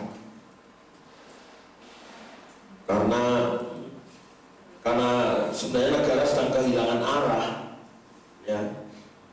Negara kehilangan arah luar biasa. Campur tangan gereja yang secara politis sangat mempengaruhi kekuasaan negara. Sampai gereja punya kekuatan politis, sampai gereja punya kekuasaan. Maka sejajarlah gereja dan negara pada masa itu. Larangan terhadap gereja rumah secara resmi dinyatakan pada tahun 380 sesudah Masehi. 380 sesudah Masehi, Bishop Theodius dan Gratian memerintahkan hanya ada satu gereja ortodok resmi yang diakui negara. Semua orang harus percaya pada doktrin ortodok. Aduh, habislah gereja rumah. Tidak ada banyak gereja, yang ada satu gereja Roma dengan doktrin ortodoks. Kasihan banget pada waktu itu. Ini yang diakui negara. setiap warga negara di Roma dipaksa dan dibuat percaya kepada Lex Fidei. Pernah mendengar? Lex Fidei? Semua warga negara Roma, Lex Fidei atau hukum iman. Munculnya surat akhlak dari sini loh. Untuk selamat harus membeli surat akhlak. Kelompok pergerakan-pergerakan lain selain gereja Roma dengan doktrin ortodok dinyatakan sesat. Aduh, ini menikam gereja benar. Nah, memang gereja tidak dianiaya orang kafir, tapi sekarang sejarah mencatat gereja menganiaya gereja. Aniaya datang dari dalam sekarang. Gereja menganiaya gereja terjadi mulai tahun itu. Hal tersebut akhirnya menjadi legal. Gereja rumah dilarang. Sampai pada pemerintahan Severus pada tahun-tahun sekitar 225 sampai 35, bangunan gereja belum diizinkan loh. Aneh loh. Tahun 222 sampai 235 tidak ada bangunan-bangunan gereja yang diizinkan pemerintah. Dan ini dia, dari 222 sampai 235 dinyatakan hanya rumahlah tempat bertemunya orang Kristen, hanya rumah. Makanya waktu 250 Masehi gitu ya, setelah Yesus lahir, 250 tahun setelah Yesus lahir, itu baru pertama ada gedung. Karena 222 sampai 235 orang-orang tetap waktu itu, ini masa pemerintahan Severus itu, dinyatakan bahwa bangunan gereja tidak diizinkan oleh pemerintah dan gereja memang tempatnya ada di rumah-rumah gitu. Orang Kristen senang aja, memang sejak awal mereka ada di rumah.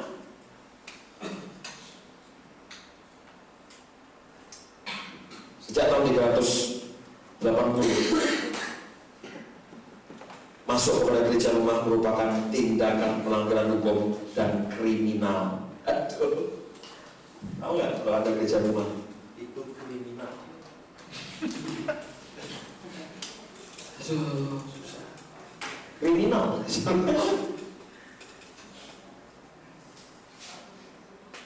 Oke. Nah, semua orang sekarang harus ada pada gedung. Sejak hari itu orang Kristen berpindah dari rumah ke gedung. Gereja tidak boleh lagi ada di rumah-rumah. Mereka pindah dari rumah ke gedung. Pindah. Masih mereka di rumah, dianiaya, dihabisi. Jadi waktu di rumah, mereka punya sistem bagi hidup. Karena orangnya cuma 15 sampai 20. Sistemnya apa? Bagi hidup. Waktu mereka pindah ke gedung, sistem bagi hidup udah nggak jalan. Digantilah sistem. Mereka cari-cari. Akhirnya para pemimpin gereja waktu itu rapat sidang, ditentukanlah sistem yang cocok dari bagi hidup di rumah-rumah orang Kristen, maka pindahlah menjadi sistem dengan pola sinagog. Pola sinagog. Dalam Misnah Yahudi diizinkan memang 10 pria Yahudi membentuk sebuah sinagog. Akhirnya karena dianggap pemimpin gereja waktu itu yang paling cocok bukan sistem bagi hidup tapi sistem pola sinagog, maka sedikit-sedikit semua acara sinagog mulai masuk ke pola gedung.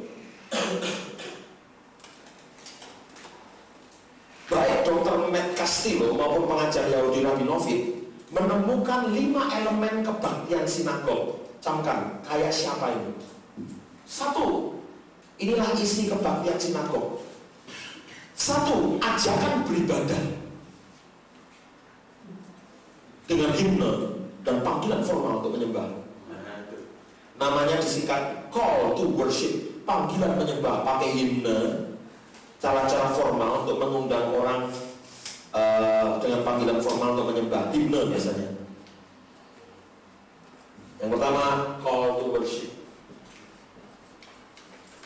Harus turut seperti gerejamu. Ya kan? Seperti gerejamu. Mereka punya himne dan dinyanyikan itu berdasarkan kitab Ulangan pasal 6 ya.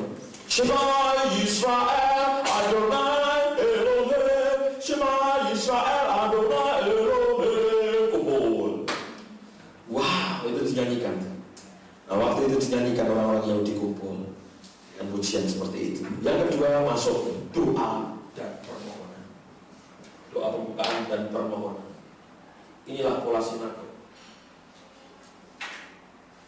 Yang ketiga, pelajaran kitab suci. Pelajaran kitab suci. Yang keempat, wejangan nasihat berdasarkan kitab suci. Oh, pas banget. Ayat siapa ya? Yang kelima, permohonan ucapan syukur sebagai doa begitu. Terus doa pulang. Coba lihat di sini. Mirip siapa ini? Itu gereja kita, no? Pura-pura lupa. Pura-pura lupa sampean. Ini sinagog. Gereja rumah nggak ada yang model-model kurikulum ini kan? Tidak ada yang model liturgi seperti ini. Kenapa? Karena di gereja rumah orangnya 15, gerakan profetik sangat nyata. Karena 15 orangnya dikit, semua biar saling bagi. Profetiknya terjaga. Tapi begitu orangnya 5.000 di gedung, ya ampun, pemimpin gereja abad pertama mikir dong orangnya, goceng. Gimana mau flow saja? Ayo semua sharing. Nanti orang ke 5.000, sharingnya minggu keempat. Pertanyaan apa? Ya ampun, kalau semua sharing nggak mungkin. Maka harus diatur dan dipola sekarang. Maka sejak itu kehilanganlah keluasan profetik apostolik dari gereja. Pada waktu itu gereja sangat diatur dan ditekankan pola sinagog. Sampai hari ini pola ini diwarisi dari turun-temurun. Bahkan kalau kebalik, nggak sejahtera. Berdosa. Saya mau tanya sekarang, siapa yang menyuruh Musa membangun tabernakel? Allah. Bait Salomo, siapa yang suruh bangun? Salomo membangun, tetapi Allah meneguhkan. Kemah Daud, Daud yang punya ide, tapi Tuhan senang juga. Sinagog, siapa yang nyuruh? Aneh. Kita lakukan yang Tuhan tidak suruh. Terus kita tangkap ini sebagai, ya inilah yang benar. Bagaimana mungkin kita mengaku ini yang benar? Kita masuk ini. Jesus Christ. Kita tertawakan dirimu sendiri. Ya, nih ini aneh. Kalau Tuhan suruh kita lakukan sesuatu, kita lakukan, kita diberkati. Tapi kalau Tuhan tidak suruh kita lakukan, salahmu sendiri. Aneh sekali bahwa ternyata pola sinagog diwarisi sampai 16 abad kemudian. Maka dari itu keprofetisan gereja hilang, apostoliknya gereja tidak tajam lagi. Setelah masa Konstantin, pola dasar sinagog Yahudi dibangkitkan dan diwarisi dengan penambahan pengakuan iman di sini atau di sini. Pengakuan iman mulai ditambah. Gereja kembali jatuh kepada pola ibadah legalistik dan ritualistik. Legalistik dan ritualistik. Gereja jatuh kepada pola penyembahan ritualistik dan legalistik pada masa itu.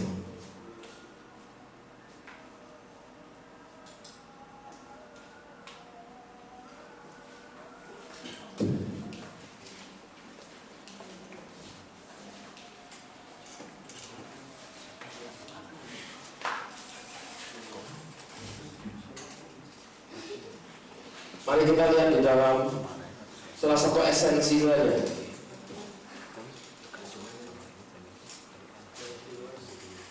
1 Timotius pasal 3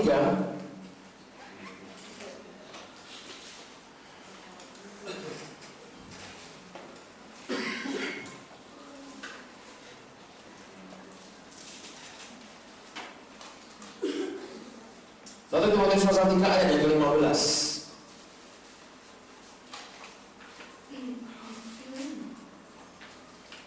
Jadi jika aku terlambat, sudahlah engkau tahu bagaimana engkau harus hidup sebagai keluarga Allah, yakni jemaat dari Allah yang hidup, yang menopang dan dasar kebenaran. Lihat, bagaimana engkau harus hidup sebagai keluarga Allah. Kita suruh hidup sebagai keluarga Allah, harus hidup sebagai keluarga Allah yang adalah jemaat. Ya ampun, keluarga Allah nih ya adalah jemaat. Boleh dong saya balik, jemaat itu keluarga Allah. Jadi lucu kalau unsur keluarga hilang.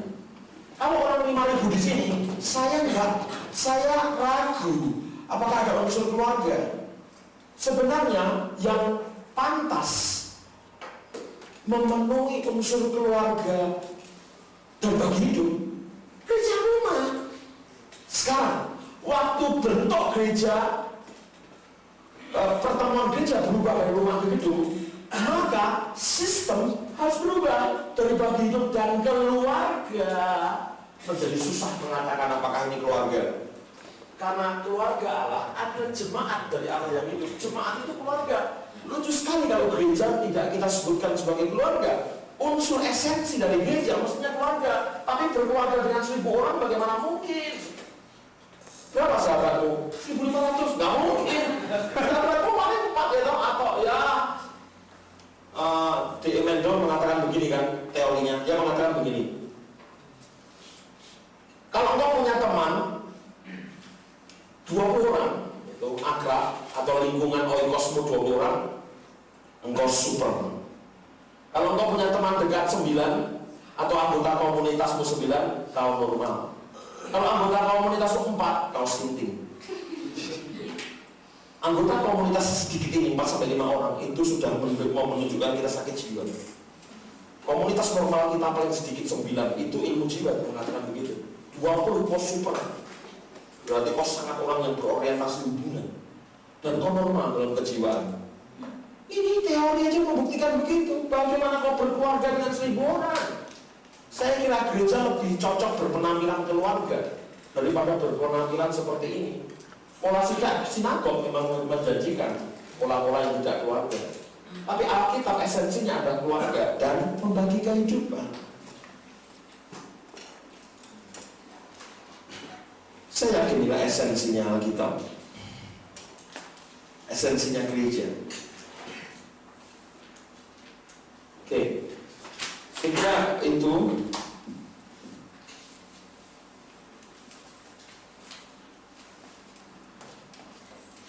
saya sudah mencoba menyingkat sedikit mungkin ya. Mungkin saya tambahkan ini deh, saya tambahkan sedikit deh. Yuk, kita tambahkan ini.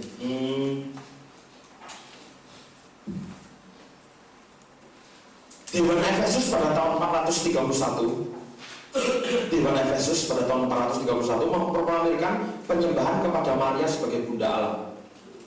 Itu 431.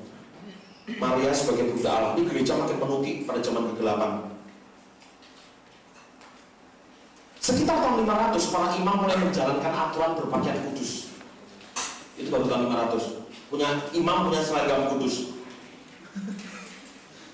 Sekitar tahun 527 sampai 565 di bawah Justinian, gereja benar-benar menjadi gereja negara. Gereja negara.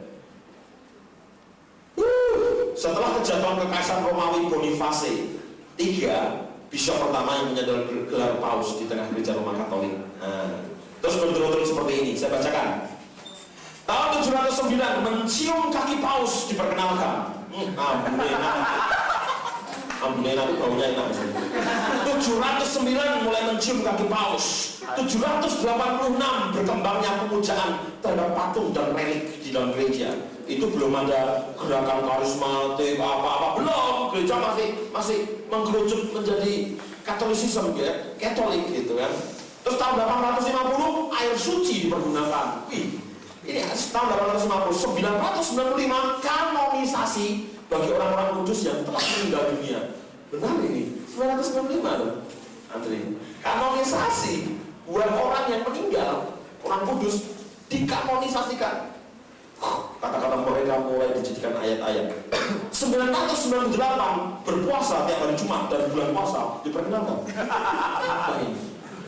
Puasa kudus. 1079 kewajiban selibat bagi para imam ditetapkan. Nah, ini nasibnya terburuk para imam pada tahun 1079 mereka tidak boleh kawin. Ini aniaya buat para pemimpin gereja. 1090 berdoa dengan tasbih diadopsi dalam sistem keagamaan pagan. Tahun 1190 penjualan surat pengampunan dosa, surat akhlak. Nah, kalau mau nggak masuk neraka beli, gitu. Beli surat. 1190. 1215 terjadilah transubstansi, yaitu roti dan anggur perjamuan diumumkan bahwa kedua elemen itu secara supernatural berubah menjadi tubuh dan darah Yesus ketika didoakan. Pendeta-pendeta sekarang masih begitu tuh, masih transubstansi. Jadi saudara, yang kau pegang ini benar tubuh Yesus. Hati-hati kalau jatuh. Enggak. Ini benar-benar akhirnya cemilan tubuh dan anggur yang kita makan itu mengandung makna keleneh supernatural dalam substansi. Tahun 1229 Alkitab dinyatakan terlalu kudus untuk dibaca orang biasa.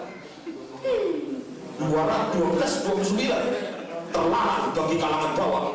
Tahun 1414 cawan perjamuan terlarang dari untuk kalangan bawah. Wah, pegang dosa itu cawannya tak. 1439 doktrin api penyucian diberlakukan. 1439 juga dogma sakramen dikukuhkan. 1545 pengajaran tradisional dari gereja Roma Katolik dinyatakan memiliki kedudukan setara Alkitab.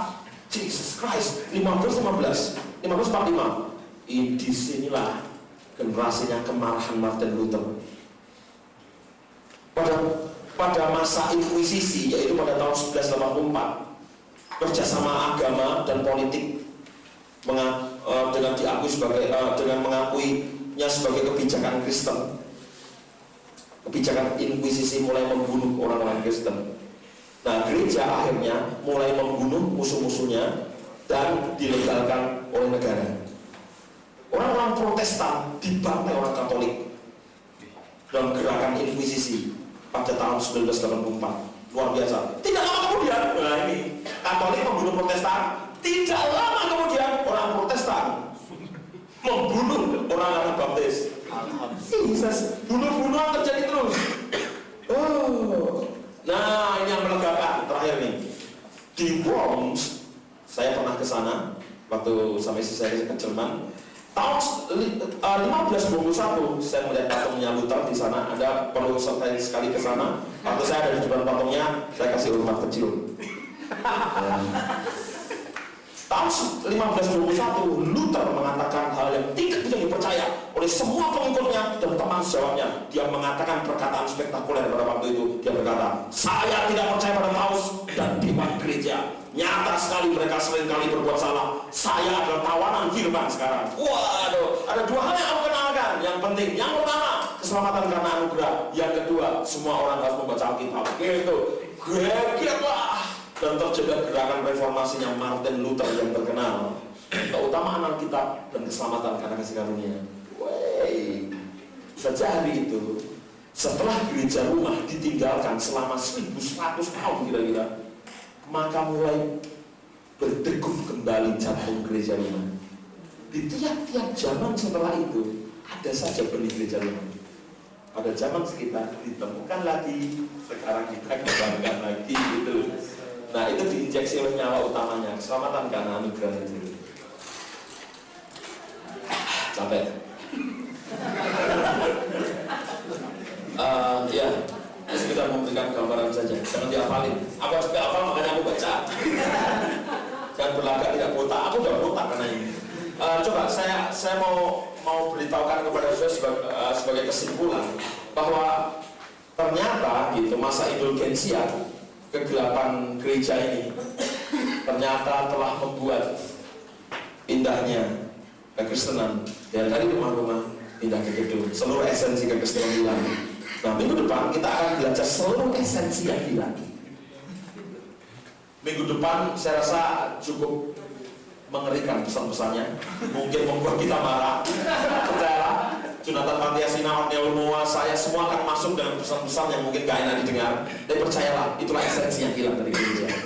Dan selamat bingung, karena paling tidak saya sudah memberikan gambaran tentang fakta aslinya. Yang tadi pertama kita dengar itu penting juga pembandingan. Oke, kita mau balik berdiri, kita akhiri dari pertemuan kita. Siapa yang mau pulang sekarang ini juga dan tidak kembali lagi? Andri dan Vigan tidak kembali lagi. Kita ucapkan selamat berpisah dengan mereka ya. Nah, mereka nggak datang lagi sama kita minggu depan. Tapi yang lain-lain kumpul minggu depan di sini. Kita balik ke kelas gereja rumah. Oke, thank you. Kalian sudah menolong kita berfellowship. Mari kita berdoa. Tuhan, kami ingin sekali Kau memberikan pencerahan, enlightenment, memberikan pencerahan dalam kehidupan kami ini.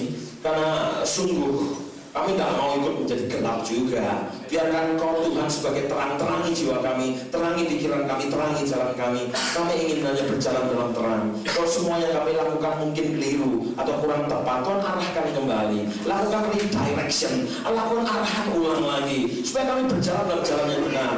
Tuhan Yesus, kami tahu bahwa semua ini mungkin memberikan keterkejutan buat jiwa kami, tapi roh kami menerimanya. Kami senang Tuhan mengajarkannya buat kami. Tuhan terus, jangan Kau pernah berhenti mengatakan kepada kami sampai kami berubah. Tuhan kejar kami terus sampai kami tidak tenang dan kami berubah kepada maksud aslinya Tuhan. Tolong kami kalau kami tinggal selama ini telah tinggal kepada tempat di mana itu Tuhan tidak ingin kami tinggal di sana. Kami telah ada di tempat-tempat yang salah. Tuhan bawa kami pulang ke tempat asli kami, yaitu di rumah-rumah. Tuhan bawa kami pulang lagi dari gedung ke rumah. Kami telah berkeliaran 16 abad. Bawa kami pulang lagi ke rumah-rumah.